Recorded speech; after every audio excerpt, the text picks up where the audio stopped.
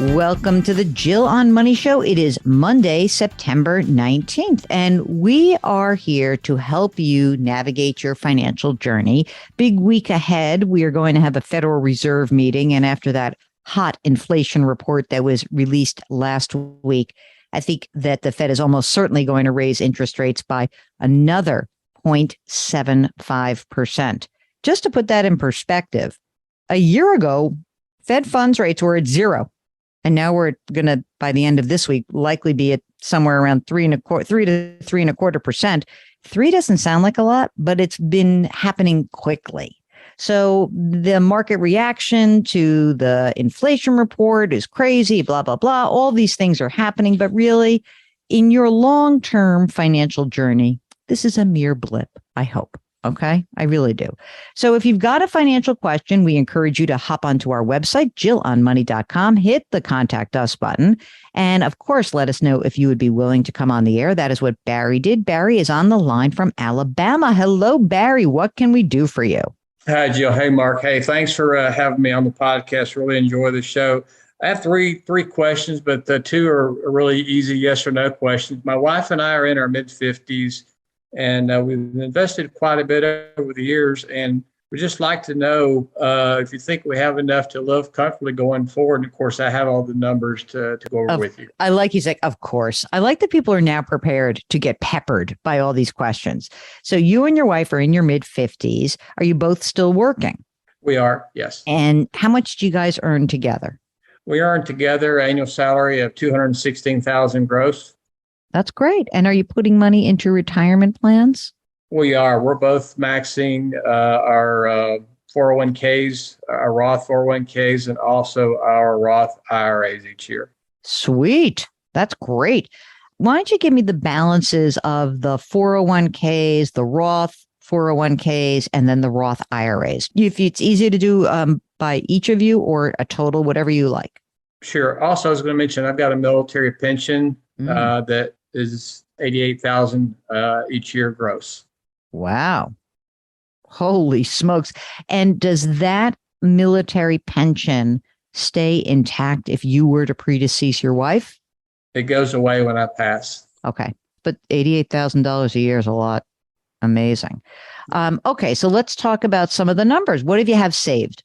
So my wife, her tax deferred accounts, her traditional IRAs and Roth IRAs altogether equals $814,000. Okay.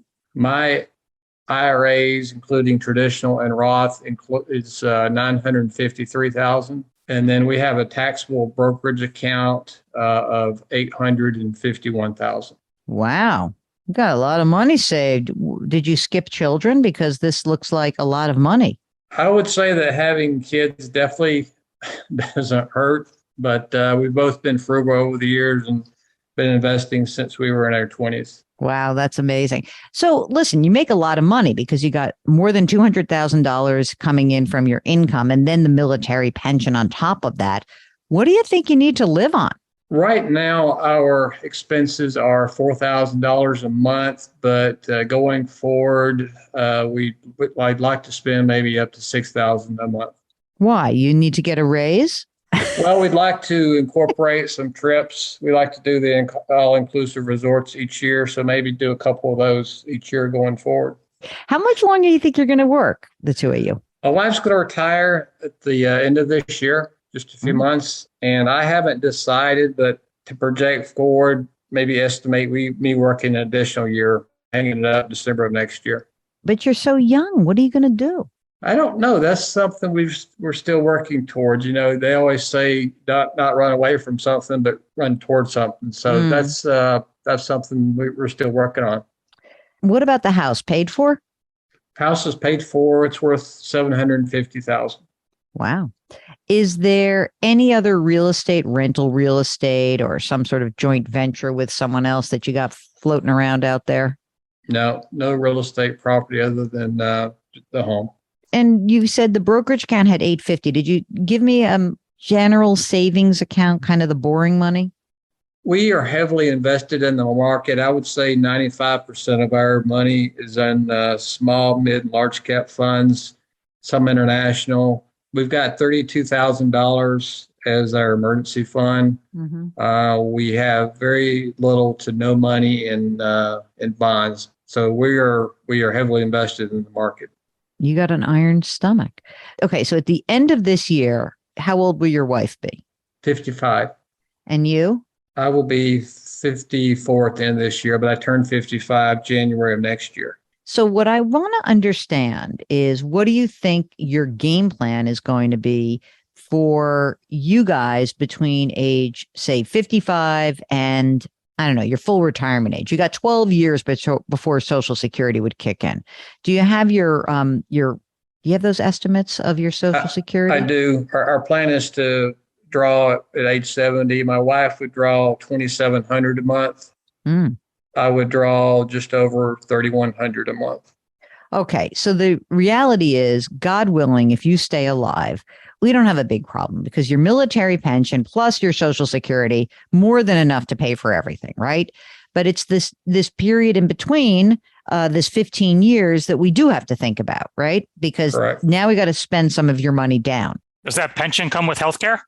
It does. We have TRICARE Prime. So our health care costs us roughly $53 a month for both of us. Oh, my God. But what happens? All right. Again, I'm sorry to kill you off, Barry, but if you drop dead tomorrow, what happens to your wife for health care? My wife still is eligible under TRICARE Prime. Okay, good. I'm feeling pretty good about this, but there's two big issues that I think you have to contend with. One is that if you predecease your wife, all bets are off on the $6,000 a year, on $6,000 a month, rather, because, I need that pension. And if she doesn't have that pension, I don't think she can spend $6,000 a month. Okay.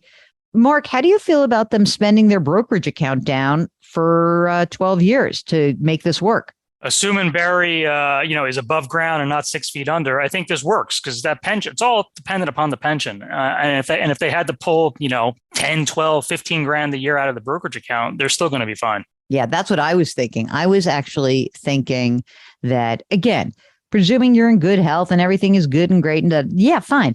But you guys both have to kind of pinky swear to each other that if something happens to you, she's not going to be in the same situation. Now, I presume she understands that on some level. And then the other thing that I would say is that for the year that you're working and she's not, so let's call it for 2023, stop putting money into the 401k. I want you to stockpile some money in cash. I really do. That was my second question. Definitely. I'm not thrilled about 95% stocks, but I guess that, you know what you're doing. Like, that makes me anxious, but that's me. Having that pension kind of offsets that a little bit. Yeah, it does. But, every time that we have a big market sell-off, do you get anxious? No, we don't have issues with the market going down. We tend to invest more when the market's down because we consider it being on sale. And as we get a little bit older, we will probably put some money in bonds, but we really don't have an issue. But I do understand that for our ages, we're probably overestimated in the market. It is so scary to me to hear 95%, but you sound like you do understand the risk. So I'm not going to go crazy with you. Okay. As long as you understand that risk. Is there any way that you think you might work beyond next year?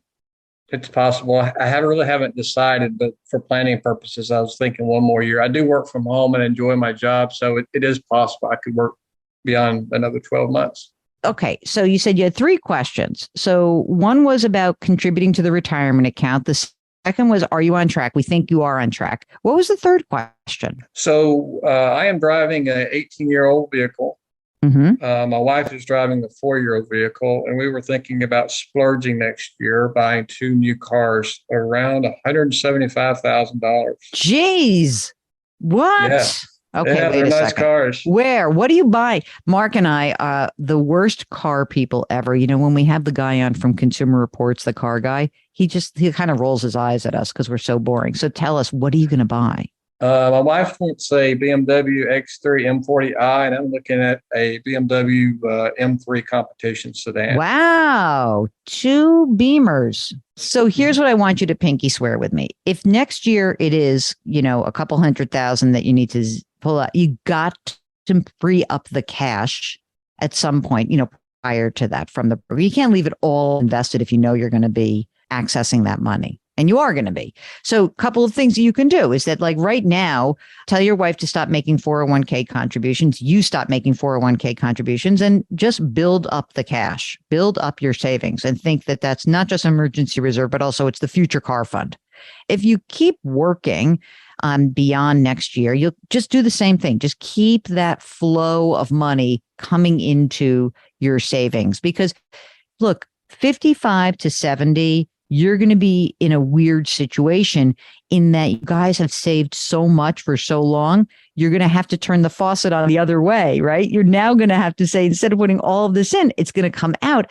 And that can be a little bit strange for people when they begin the process. So get your head in the game around that.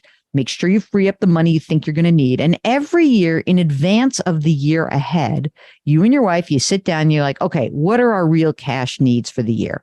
Probably most of your hardcore fixed expenses are covered from the pension. But if we're going to take a couple of big trips, whatever that money is, you free that up in the brokerage account ahead of time. You don't wait for the markets to bounce around, and you make sure that that money is available for you guys. And then you're going to be all set. If something, God forbid, were to happen to you, your wife can do a couple of things. One is she doesn't have to spend as much money. Two, she may consider maybe selling the house or downsizing. And those are her two options.